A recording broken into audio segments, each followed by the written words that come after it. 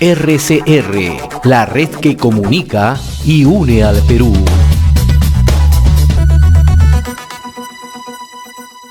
Somos RCR, Red de Comunicación Regional. Estamos transmitiendo directamente de nuestra central informativa, ubicados en Lima, ciudad capital de la República. Nos vamos a trasladar hasta el Cusco. Allí gentilmente accede a la comunicación y le agradecemos, como siempre, la cortesía que tiene con RCR, don Carlos Milla. Él es presidente de la Cámara Regional de Turismo Cartú Cusco. Qué gusto saludarlo, don Carlos. Gracias por atender esta comunicación directamente desde RCR, Red de Comunicación Regional. Buen día, ¿cómo está? Muchísimas gracias por esta oportunidad. Y listo a comentar. En efecto, vamos a analizar brevemente cómo analiza usted la medida que se han adoptado frente al turismo. La última vez que conversábamos, de una u otra manera, usted otorgaba un beneficio a la duda de lo que estaba planteando el gobierno, ¿no?, en cuanto a la reactivación gradual, ¿no? Pero ahora hemos visto marchas y contramarchas, ¿no? Así que, ¿cómo está analizando usted, que es una persona que conoce mucho el sector turismo y es uno de los principales referentes justamente en ese sector en el Cusco, ¿no? Bueno, efectivamente, yo vería dos temas diferentes. Uno son las medidas económicas de reactivación y otro serían las medidas de restricción sanitaria que lamentablemente nos están poniendo en un escenario bien complicado.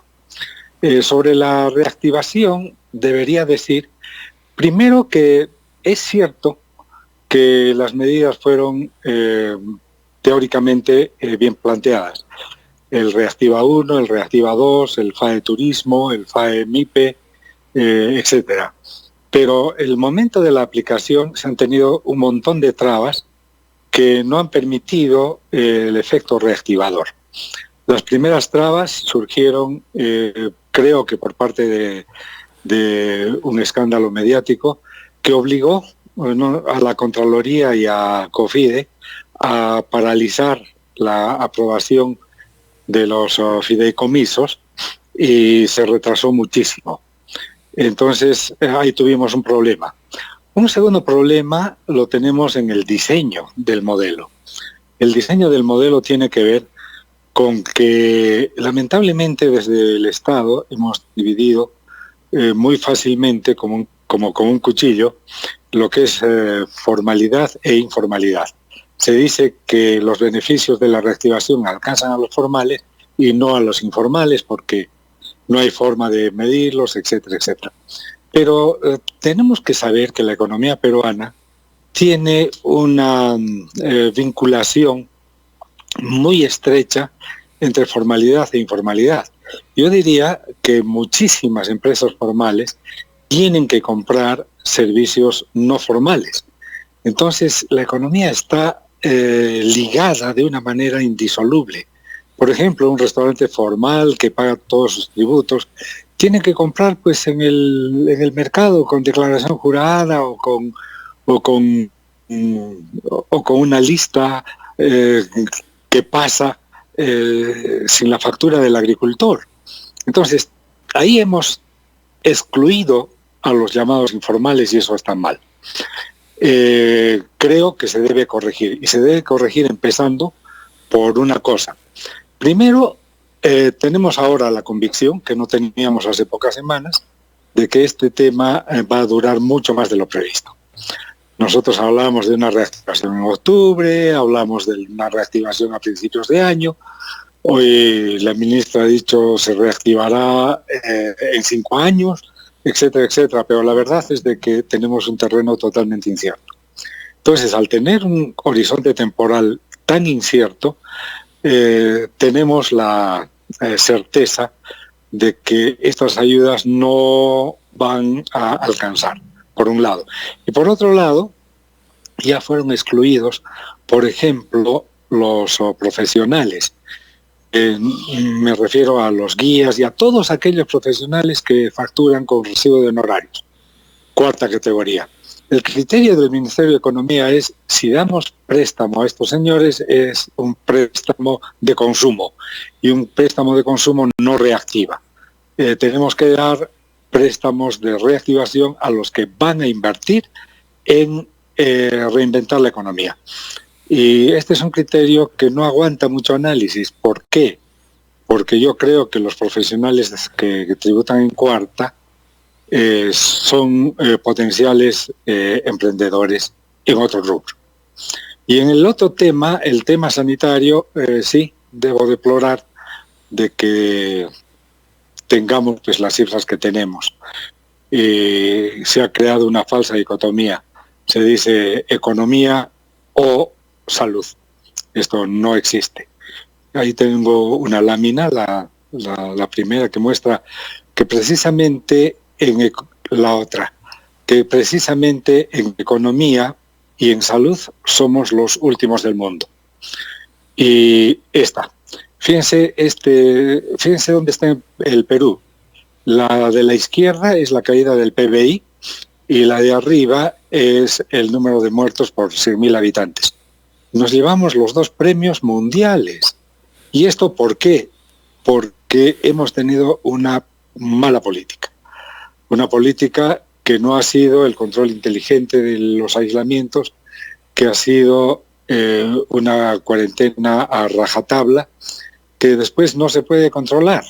Ahora hay muchas regiones del Perú que están en cuarentena y que está prohibido el transporte, pero los invito a ver cualquier carretera del Perú, está llena de vehículos informales, ¿no? Y claro, están pasando porque crea la dificultad y te vendo la solución, ¿no? Esto es lamentable. Ahora, esto es lo que está pasando. Sin embargo, sí, estamos, y la otra diapositiva, por favor, estamos en un momento que yo diría una pausa en la crisis, porque Cusco, que estaba totalmente colapsado, fíjense, tiene una cantidad de camas disponibles. Si bien es cierto que en la especialidad UCI hay carencia, porque solo hay una, dice, las otras camas en otros niveles de atención pueden suplir perfectamente y están supliendo, y estamos teniendo un decrecimiento en el número de decesos, etcétera. Otra buena noticia para Cusco es que no falta oxígeno, gracias a un convenio con la fábrica de fertilizantes que produce nitratos y botaba oxígeno al aire. Entonces ese oxígeno ya no se bota, ahora se regala a los establecimientos de salud y a los particulares. Y en esto la empresa privada está teniendo un rol preponderante, tanto en el diseño de los convenios que permiten que la empresa de energía regale 6 megawatts para la producción de oxígeno, cuanto en la distribución y logística. Estamos trabajando, pero hace falta un cambio radical en la política, que es un cuidado inteligente. Ahora, control de contagios, detección temprana y sobre todo aislamiento y lo que se dice el tracking, ¿no? O sea, seguimiento de los contactos de las personas infectadas. Ahora, don Carlos, usted decía hace unos instantes que hay toda una incertidumbre, ¿no? Y ciertamente que existe, ¿no? Porque cuando uno hace poco menos de 10 días escuchaba las declaraciones del ministro de Transportes y Comunicaciones anunciar que de manera gradual se iban a reanudar los vuelos internacionales, hubo una primera posición, ¿no?, de los representantes de distintos gremios vinculados al turismo que saludaban esto bajo el cumplimiento de estrictos protocolos. Días después aparece el presidente del Consejo de Ministros enmendando la plana, que no se había tomado una decisión en el Consejo de Ministros. Al día siguiente aparece la señora Barrios, que es la ministra de Comercio Exterior y Turismo, el ente rector justamente del sector, indicando que la situación es más que difícil, que todavía no se ha definido y que en 5 años podríamos recién reactivar el sector, ¿no? Y ayer hemos escuchado la posición de un representante del gremio turístico de Canatur, el señor Carlos Canales, que ha dicho que es poco responsable la manera como se está actuando en este tema. ¿Cómo analiza usted el tema, don Carlos? Bueno, lo que yo veo es que el gobierno está totalmente abrumado por los malos resultados. Y los malos resultados son los que estábamos mostrando en la primera lámina. Somos el campeón mundial en muertos y somos el campeón mundial en caída de la economía. Y eso es una sola cosa, es mala aplicación de las por un lado restrictivas, por otro lado esta vuelta a la actividad económica nos ha traído problemas por la falta de control. Entonces, creo que estamos a tiempo de mirar el asunto de una manera integral, holística. Es verdad de que sectorialmente todos los ministros tienen su opinión, pero parece que en el momento de tomar decisiones pesan más las opiniones restrictivas de salud y no se pone en una balanza lo económico, ¿no? O sea, no existe esa dicotomía. No existe o salud o economía. Salud y economía tendrían que ir reactivándose juntas de una manera inteligente y de una manera planificada. Ahora, ¿cuánto afecta en estos momentos al turismo en el Cusco, que es una de las principales fuentes de ingreso? Bueno, creo que debemos reformular la pregunta. A ver, no es que cuánto afecta al turismo. ¿cómo está afectando? Es que el turismo ya no existe. Ya no existe. Seamos claros, el turismo ya no existe y no va a existir por algunos meses más, en que empezará muy, muy, muy tímidamente. Las primeras reservas están por abril del próximo año y equivalen a menos de un 15% de las islas históricas. Entonces, seamos claros, el turismo en Cusco no existe. La gente está viviendo de otra cosa, de sus ahorros, de los préstamos, de vender activos o de reinventarse. Ahora, señor Milla, entonces, ¿qué está sucediendo con toda esta industria turística que se desarrolló en el Cusco? O sea, hay un proceso de reinvención allí, están esperando las medidas. ¿Qué está haciendo este sector que ha sido tan próspero y tan dinámico para la economía de la región? Bueno, eso está pasando, pero yo lo trasladaría no a nivel de sector, porque ese análisis no se puede hacer. Todo está atomizado y cada uno está buscando sus propias soluciones.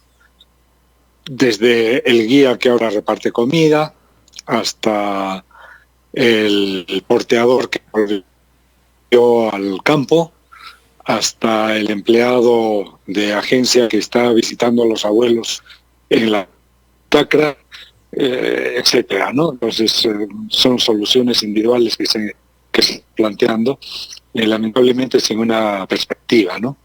Es verdad que se están haciendo planes, se está pensando en el turismo, se está pensando en la reactivación, se están haciendo estudios de mercado, se está visionando cuál va a ser el perfil del futuro consumidor en turismo. Se están haciendo muchas de estas cosas, pero los resultados no los vamos a ver en un tiempo lamentablemente no definido, porque no sabemos cuándo sucederá. Y no sabemos porque no depende de nosotros. Depende de factores externos, de cómo estará la economía en el mundo. ¿Habrá vacuna? ¿No habrá vacuna? ¿Quiénes viajarán? ¿Viajarán los que ya pasaron por el COVID? ¿Los que no tuvieron problemas económicos? ¿Viajarán los millennials? No sabemos lo que pasará. Y cada día cambia la perspectiva, ¿no? O sea, diríamos, por ejemplo, que en términos así prácticos, está por reconstruir todo este tema. Hola. Y partir otra vez de un punto cero. Perdóname, no escuché la pregunta. No, perdones. bueno, lo que le decía La es, conexión. por ejemplo, de acuerdo a la descripción que usted nos hace, diríamos entonces que está por reconstruir todo nuevamente y partir otra vez prácticamente de un punto cero. Bueno, no es un punto cero, porque tenemos activos muy importantes. Tenemos un activo que está incólume, que es el atractivo. Tenemos una infraestructura que ahora no está ocupada, que nos permite pensar que se puede reactivar. No estamos en punto cero. Lo que está en punto cero es la demanda, y la demanda no depende de nosotros, dependerá de otros factores. La vacuna, no sé, no sabemos, es incierto. Claro, hace unos días se anunció, por ejemplo, que se iba a reiniciar los vuelos internacionales. Si bien es cierto, eso no es, quizás por las condiciones que usted mismo nos describe, no iba a abrir la posibilidad de un desarrollo turístico, pero por lo menos algunas variables comerciales se iban a mover. Sin embargo, ahora, nuevamente, voceros del gobierno han dejado en la incertidumbre porque ya no se sabe cuándo se reinician esos vuelos, porque se ha dejado en suspenso, ¿no?, lo que señaló el Ministerio de Transportes y Comunicaciones. ¿Cómo han recibido ustedes esa información? Hola. Sí, estamos conversando con don Carlos Milla, presidente de la Cámara Regional de Turismo Cartut. ¿Nos está escuchando, don Carlos? Bueno, lo de la vuelta de vuelos internacionales creo que es una absoluta necesidad. Y no por el turismo, porque quienes van a venir no son turistas. Quienes van a venir son personas que tienen urgencia de desplazarse por otros motivos. Todavía hay muchos peruanos varados en el exterior. Todavía hay gentes que pueden viajar para activar otros sectores de la economía. Todavía hay un mercado étnico que necesita ver a sus familiares y parientes, y eso será lo primero que empiece a volar, ¿no? Y es indispensable que suceda, sí, absolutamente. Necesitamos vuelos nacionales e internacionales. En Perú existen pocas ciudades que están con vuelos abiertos. Arequipa, Tarapoto, Bauja, Cusco está cerrado. Y ya necesitamos los vuelos. Y necesitamos para eso. En este momento tenemos unos pocos charters de trabajadores de mina, por ejemplo. Pero necesitamos más, porque gente que viene activa la economía de alguna manera. Y claro, que sea una condición cumplir con protocolos quizás más estrictos, prueba molecular, en fin, ¿no? Una serie de cosas que permitan algunas seguridades sanitarias. Bien, don Carlos Milla, presidente de la Cámara Regional de Turismo Cartut Cusco, sumamente agradecido por esta comunicación, ¿no? Y además muy relevante los cuadros, el primer cuadro que nos ha mostrado, ¿no? Que pocas veces se conoce, pero adicionalmente es muy difícil de aceptar en estas circunstancias, ¿no? Pero creemos que hay que mirar las cosas con mucho realismo para encontrarle justamente soluciones a los problemas. Yo le agradezco infinitamente esta comunicación, don Carlos. Que tenga buen día, muy amable. Gracias a usted también. Gracias. Mil gracias. Gracias.